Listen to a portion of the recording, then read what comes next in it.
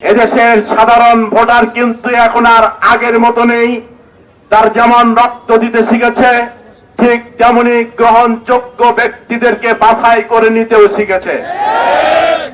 আজকের এই বর্ণাঢ্য র্যালি, এই সমাবেশ, পূর্ব সমাবেশে অনেক নেতৃবৃন্দ কথা বলবেন। ওনাদের সময়কে অপচয় না করে শুধু এতটুকু বলতে চাই, যুবকরাই পারে একটি যাত্রার প্যান্ডেল গঠন করতে, আবার যুবকরাই পারে একটি যাত্রার প্যান্ডেলকে 10 করে দিতে। আজকে আন্তর্জাতিক জাতীয় দিবস ওটা শাহজাহানপুরের পক্ষ থেকে বাংলাদেশের সকল যুব বিভাগের উদ্দেশ্যে আমরা একটি দীপ্ত শপথ গ্রহণ করব। সেই শপথ হল, যুবকদের রক্তে রঞ্জিত হয়েছে এই রাজপথ।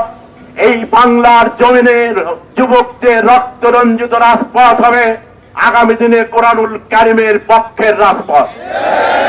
এই দেশের যুব সমাজ, ওলামায়ে কিরাম, শ্রমিক সংগঠনের শ্রেণীবিন্যাসে বিভিন্ন পেশাজীবী সংগঠন, তাদের সকলকে ঐক্যের ভিত্তিতে এই রক্তে রঞ্জিত রাজপথের ওপরে আগামী দিনে সকল ভোটারদেরকে কোরআনের দিকে আহ্বান জানানোর মধ্য দিয়ে আগামী পার্লামেন্ট যাতে হয় কোরআনের পক্ষের পার্লামেন্ট, এটাই হোক আমাদের দীপ্ত শপথ।